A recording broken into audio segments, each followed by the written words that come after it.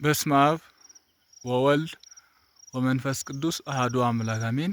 የተወደዳችሁ እግዚአብሔር ቤተሰቦች የእናታችን የእመቤታችን የቅድስት ድንግል ማርያም የአስራት የቃል ኪዳን ልጆች በወደደን ባፈቀረን በአንድያ ልጁ በኢየሱስ ክርስቶስ ስም ሰላም እንደምቆያችሁ አሜን። የአምላካችን ስሙ ዘወትር የተመሰገነ የተወደሰ ይሁን። ዛሬ የምንገኘው ጉራሜ ዘፍኔ አራቱ አድባራት በተጨማሪ አምስተኛው እግዚአብሔር ቢፈቅድ በቅርቡ ወደ ቤተክርስቲያን ሊቀየር የሚችለው ጉራሜ በዓታ ለማርያም ቤተክርስቲያን ህንጻ ስራ እያየን ያለነው። እንግዲህ ይሄ እንደ እግዚአብሔር ቸርነት ቦታው ከተሰጠ ከ2015 ጀምሮ እስካሁን ህዝቡ ከቦታው ላይ ቤተክርስቲያን ለመትከል ሲመኝ የነበረበት እግዚአብሔር እዚህ ደረጃ አድርሶታል። አሁን ወደ ቆርቆሮ ለመጣል ቆርቆሮ ማገር ስራ አልቋል፣ ተጠናቋል። የጉልላት ላይ ብቻ ጥቂት ቆርቆሮ ማገር ከማድረግ በቀር በእጃችን ያለው ቆርቆሮ 120 ነው። ሚካኤል ዕለት በማስተባበር ወደ 30 የሚሆን ቆርቆሮ ተችሏል። እንግዲህ አጠቃላይ 150 የሚሆን ቆርቆሮ በእጃችን ይኖራል ማለት ነው። ቀሪ ቆርቆሮ 150 በአጠቃላይ 300 ቅጠል ሊጨርስ የሚችል ነው። ስለዚህ ይህን ቤተክርስቲያን አስፈጽሙ ታቦተ ሕጉ ገብቶ ህዝበ ክርስቲያኑ በያሉበት ቤተክርስቲያንን በቅርብ አግኝቶ ከሃይማኖት እንዳይናወጡ ያሉትን ለማጽናት የሄዱትን ለመመለስ ትልቅ ድርሻ ያለው ነውና ምእመናን ይህን የምትመለከቱት ሁሉ ለዚህ ቤተክርስቲያኑ የሚሆነውን ድጋፍ እንድታደርጉ በእግዚአብሔር ስም እናሳስባለን። እንግዲህ አንድ ሲኖ አሸዋ አለ፣ አንድ ጠጠር አለ፣ አንድ አይሱዚ ጠጠር አለ። ወደ 3-4 ሲኖ አሸዋ ሊያስፈልግ ይችላል እስከ ፍጻሜው ድረስ። ቆርቆሮም 150 ይቀራል ማለት እስከ 150 ሺህ ብር የሚፈልግ ነው።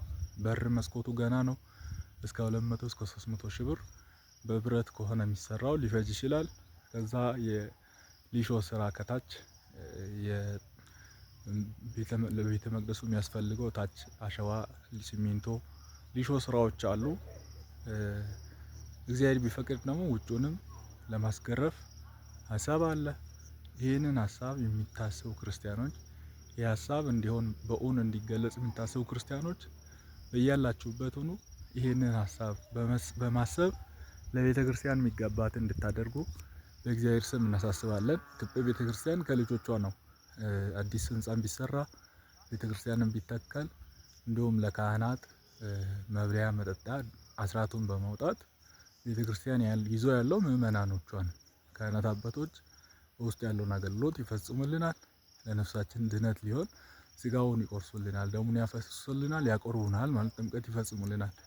እና ሁሉም በየድርሻው ቢወጣ ይሄን ቤተክርስቲያን በአጭር ጊዜ ወደ ቤተ መቅደስነት ቀይረን ታቦተ ሕግ አስገብተን ክርስቲያኖች በያሉበት በየቅርባቸው ቤተክርስቲያን አግኝተው ሚጽናኑበት መጽናኛቸው እንባቸውን የሚያፈሱበት እግዚአብሔር የውስጣቸውን ችግር የሚገልጡበት እንዲሁም በእመቤታችን ስም በመሆኑ ደግሞ ልዩ ያደርገዋል። በወረዳው የሌለ ታቦት ነው። በዓታ ለማርያም በዚህ ስም ታቦት አልነበረበት ነበር። እግዚአብሔር ቢፈቅድ በአንድ አመት ውስጥ በሁለት አመት ውስጥ ክርስቲያኖች ከበረታን በአንድ ወር ውስጥ ሊሆን ይችላል።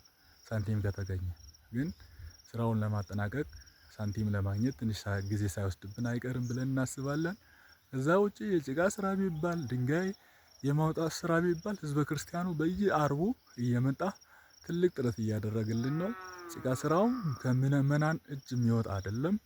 የድንጋይ ማውጣት ስራውም ከምእመናን እጅ የሚወጣ አይደለም። የድንጋይ ወጪ የለብንም።